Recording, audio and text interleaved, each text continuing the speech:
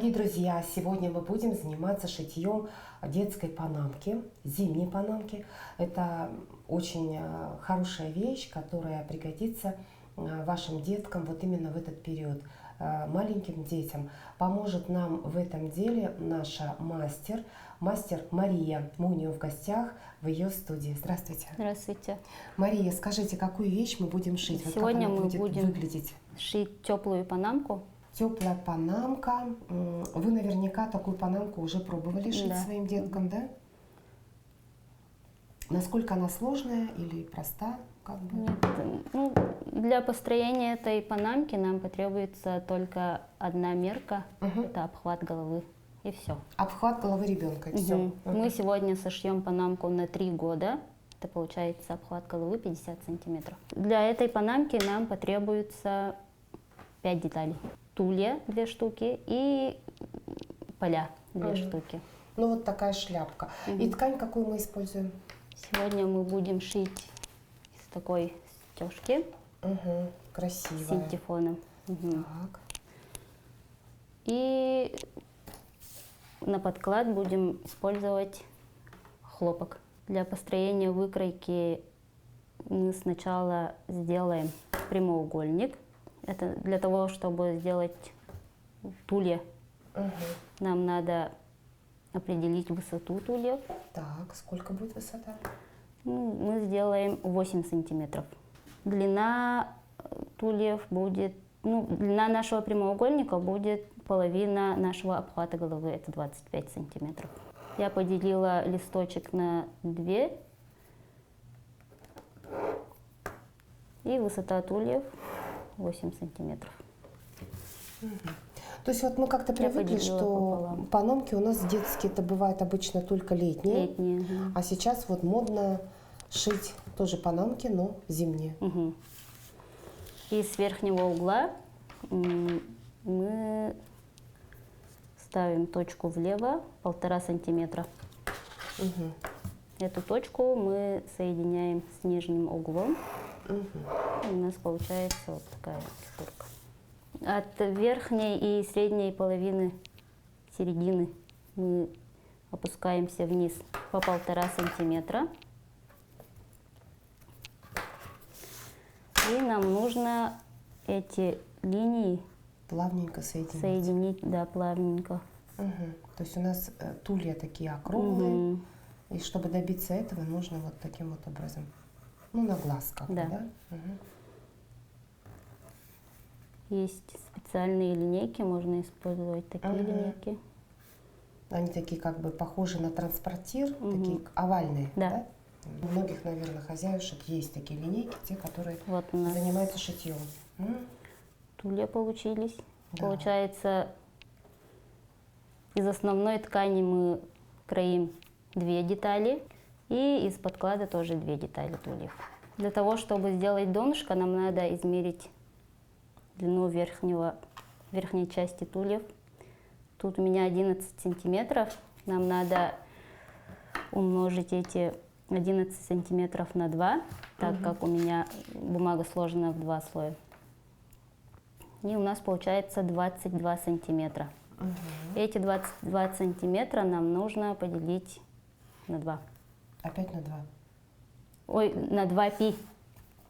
Делим на 2 пи. Это у нас 3,14. И получаем... 2 пи это что такое? Примерно 7 сантиметров. 3,14 сантиметров. Делим 22, делим на 3,14. И получаем примерно 7 сантиметров. Так, это что мы 7 сантиметров? Это что у нас будет? Это мы получили радиус нашего донышка. Теперь измеряем линию 7 сантиметров. И делаем круг. Со всех сторон по 7 сантиметров.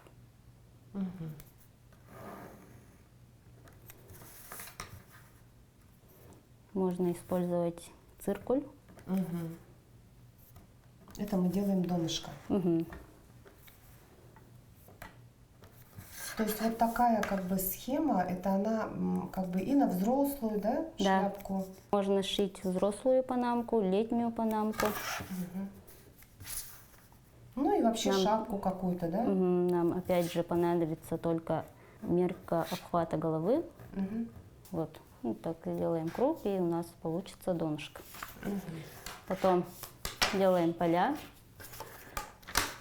Для этого мы измеряем нижнюю часть тульев. Тоже ставим На ребро. на ребро и меряем. Тут у нас 12,5 сантиметров. Умножаем на 2, получаем 25 сантиметров.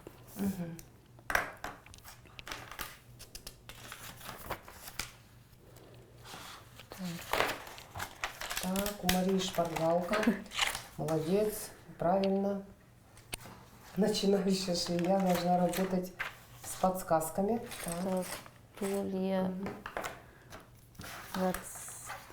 25 сантиметров. Делаем опять же прямоугольник. 25 сантиметров. И высоту тульев тоже определяете сами. Мы сделаем 5 сантиметров.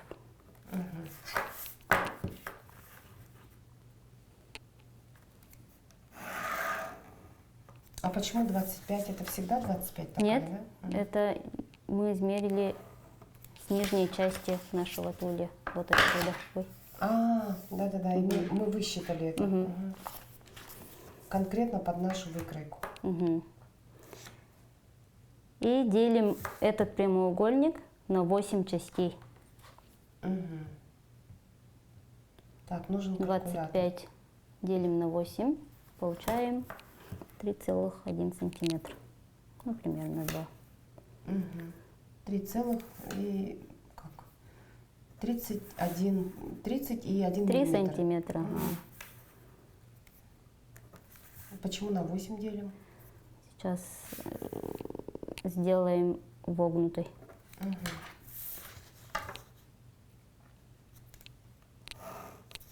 Вот. Конструирование это самая такая сложная часть, да, в шитье.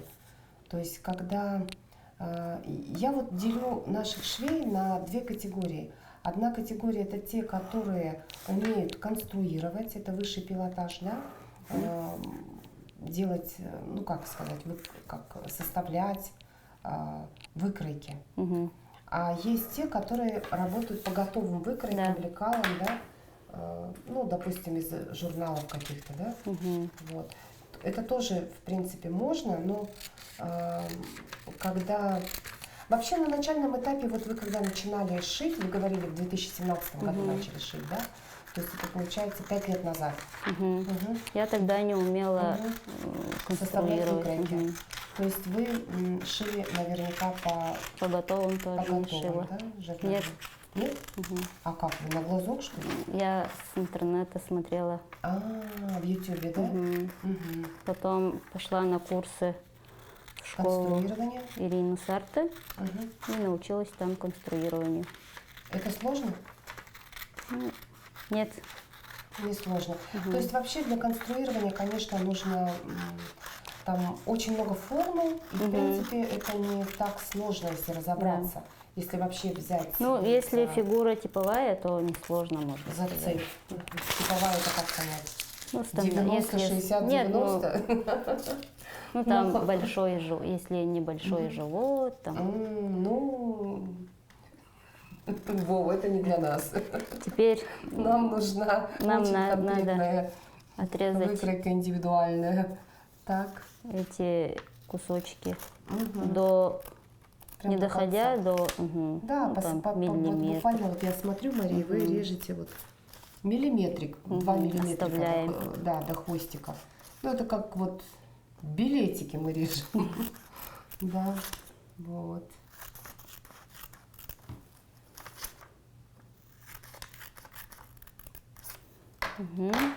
Теперь нам надо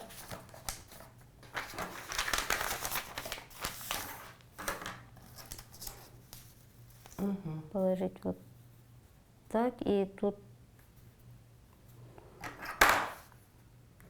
ложим по 1 сантиметру с каждой стороны. То есть вот так вот как бы Расправляем. веером разложить, и примерно расстояние между 1 каждым сантиметр. надрезом нашим это 1 И с краю нам надо добавить 5 сантиметров. 5? Ой, 5 миллиметров. 5 миллиметров. Я вот смотрю, там негде просто. 5 5 миллиметров. миллиметров. И получаем вот такую выкройку. Это наши поля. Так, Вот сколько мы должны деталей заготовить? Вот у нас получились поля. вот поля. 4 детали с основной ткани, из основной ткани. И 2 детали тульев. Из основной ткани 2 детали, подкладка 2 детали тоже. Донышко 1 деталь из основной ткани и 1 деталь от подклада. Мы сегодня сошьем панамку с ушками, чтобы ушки не мерзли. Ушки сделала на глаз. И получается у нас очень такая красивая, да? Ткань такая очень легкая, красивая, она теплая, да? С синтепоном. А Как верх раз на это вот такую погоду. балония, да, или как вот курточки балоневые?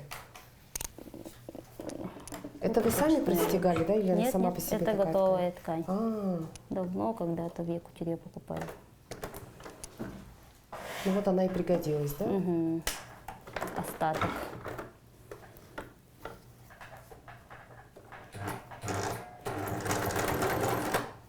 Обязательно закрепляем, да?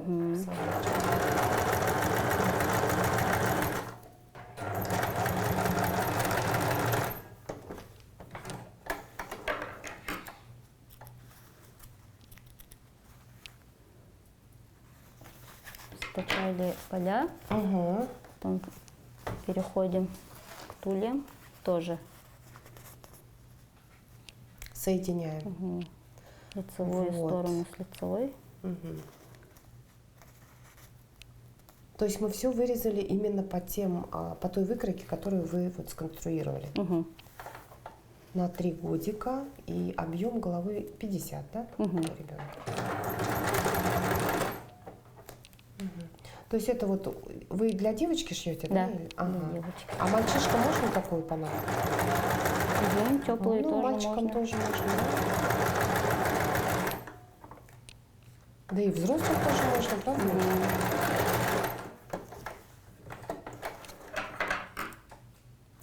Взрослым тоже можно с ушками, с длинными.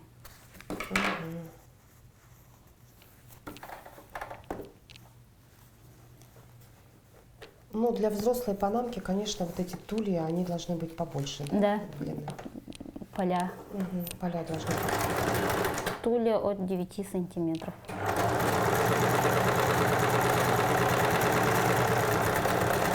Это взрослым, да? А ребятишкам поменьше чуть-чуть. Поменьше, 7-8 сантиметров. И наши швы нам надо разутюжить в стороны. Очень аккуратно все прошили. Прямо красиво. И вот такая у нас золотая панамка получится. Вот такая вот штучка. Примерно вот получится вот так. И наш ребенок будет ходить, щеголять в красивой панамке. Ну и такую панамку можно шить и себе, и кому-то там родным. Интересно, мужчины носили бы такие панамки? Летние носят, но теплые даже не знаю. В прошлом году много летних заказывали. Мужские панамки, да? Чтобы голове было комфортно, нужно учитывать еще и объем волос. Да?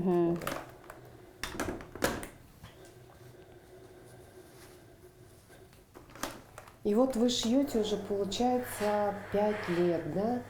А первое время было вообще трудно? Трудно. трудно, да? Ну, А потом от потихонечку вы незнания. втянулись как-то, да? Мгм. Теперь нам надо соединить поля лицом к лицу. Мгм. 4 детали. Ну, уже получается 2. То есть у нас, получается, поля Пришить. будут сверху и снизу, это должно Из быть основной да. ткани. И вы, да, скалываете именно в местах прохождения шва, Шва, да? ага. Мгм. И у нас все должно как бы соединиться. Мгм. Мгм.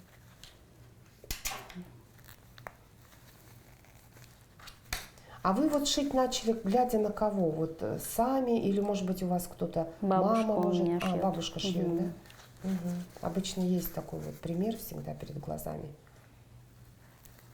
Чайка, да, называется машинка? Ну да, вы на такой шили, Да. да, у бабушки? Мгм. Мгм. А у меня бабушка шила на Зингер машинку.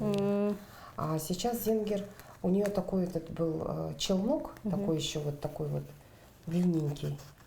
У нас же сейчас вот на современных машинках такой вот как кругленький, маленький, да?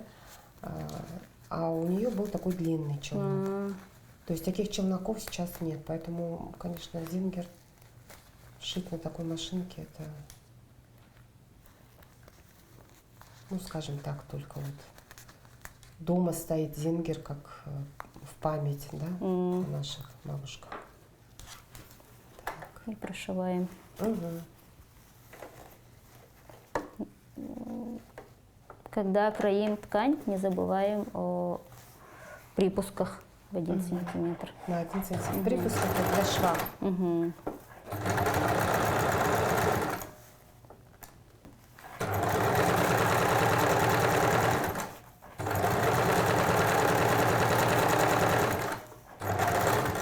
Скажите, Мария, а вообще шить взрослую одежду или детскую? Ну, как-то есть, как, ну, в общем, различия, разница? В построении выкройки есть большая разница. И в снятии мерок тоже.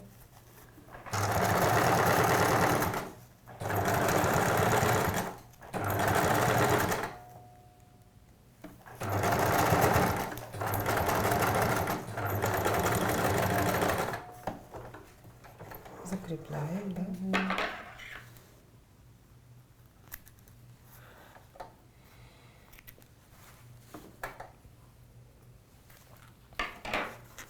Убираем лишние припуски.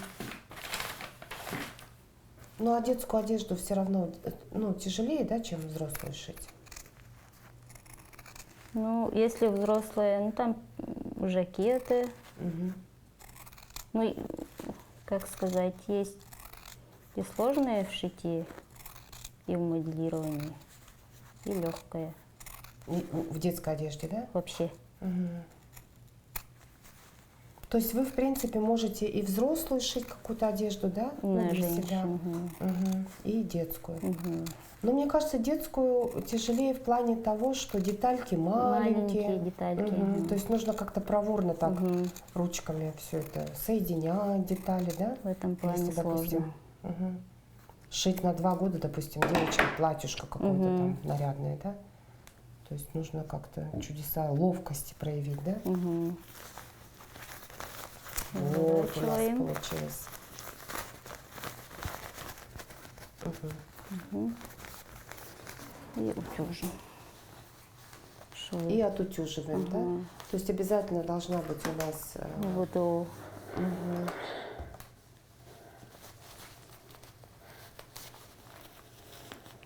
У вас утюг такой интересный, как он называется? Браун. Отпариватель? Нет, парогенератор. А, парогенератор, да? Мгм. Парогенератор, и там еще у вас такая деревяшечка есть, она для чего? Это для Чтобы остудить, да, как-то или Ага. что? Чтобы Или как-то зафиксировать результат? зафиксировать, остужать. Мгм. Вот, я вот тоже думаю, надо бы обзавестись вот таким вот Это очень нужная устройством. вещь. Удобно, да? Ну, это мне муж сделал. А так, То есть можно и самим сделать. ага, бывает с ручками обычно делают, чтобы удобно было. Ну, такая дощечка, да, обычная. Вот. Теперь нам Это надо мы вот теперь донышки будем, да, пришивать. соединить. Это у нас получились уже вот поля, Поля, да, тулья? ага. Мгм. На туле обязательно находим центр. Мгм. А как мы нашли центр? Вот тут швы. По бокам будут швы, ага. 4 Мгм. И здесь то же части. самое, да? Мгм. А это верхняя часть. Донышко тоже Мгм. делим на 4 части. А сколько по времени занимает вот изготовление, шитье одной панамки? Ну, максимум, наверное, часа 2-1,5. Одна панамка, да? Мгм. Мгм.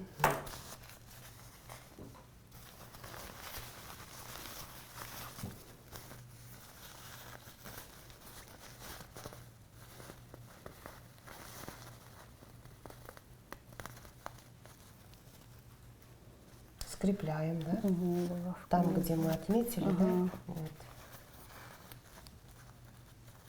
Если мы все правильно скроили, то есть у нас все детали должны быть прям вот впритык, да? Совпасть, ага. Прям, как говорится, ну, все должно быть ровно-ровно. Мгм. Стык, Поэтому стык. припуски делаем ровно на 1 Припуски сантиметр. на 1 сантиметр ровно, да? Мгм. Но это очень важно, конечно. Ну вот детская одежда именно хороша тем, что, во-первых, там расход небольшой, да? Мгм. Вот. Из но зато- остатков можно Мгм. шить. Но зато все-таки детская, вот она, видите, маленькая такая шапочка получается. И как-то вот надо... Те, кто привык там к каким-то таким масштабным каким-то вещам, да, наверное, трудно. Поэтому наверняка как-то специализация, кто-то конкретно на детской одежде, да, специализируется. Ну, все-таки привычка должна быть. Делаем закрепку и пришиваем. Закрепку обязательно, И не забываем убирать булавки, так как игла машины может да? Иначе мы сломаться. испортим машинку нашу. А интересно, вот иглы у машинки вот у этой, через какой период их нужно заменять? Иглы, это зависит от ткани. А какие? На каждую ткань отдельные специальные. Для шелка одна, да? игла?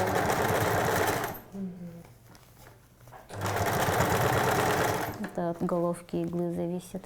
Для Для трикотажа. трикотажа своя. То есть это все делается неспроста, потому что структура ткани у всех разная. Переплетение нитей, если в микроскоп посмотреть, то у каждой ткани своя. Да? И, соответственно, иглы, они все с учетом этого. Например, если шелк шить другой иглой, то могут появиться затяжки. Да, Если трикотаж шить другой иглой, то может и не прошить. Ну, там пропуск делает. Нужно себя приучить, что не надо как бы про запас что-то брать, да, вот как конкретно сказано по выкройке, ровно-ровно по сантиметрам мы должны все это вырезать, так ведь, да? Ага, на панамку в среднем уходит 50 сантиметров ткани. А ширина какая у ткани? Если ширина ткани 1,5 метра. Если взрослая панамка с ушками, то ткани много понадобится. Расход ткани еще побольше, да? Это зависит от длины, от ширины ушек. Покажу. Это вы ей же делаете, да, эту шляпку? Девочки. Золотой девочки.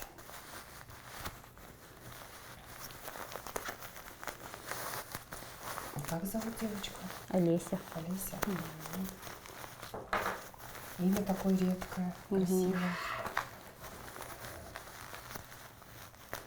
Единственная внучка с 2 сторон.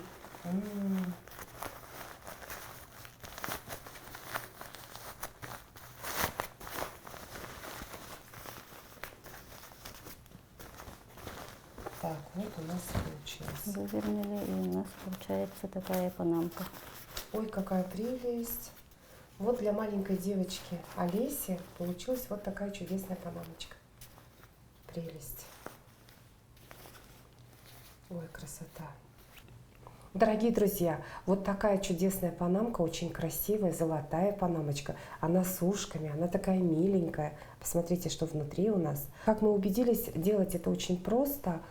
Составить выкройку, скроить и сшить. Это займет, ну как вы сказали, Мария, где-то примерно 1,5-2 часа вашего времени. И посмотрите, какая чудесная вещь получится. Пробуем?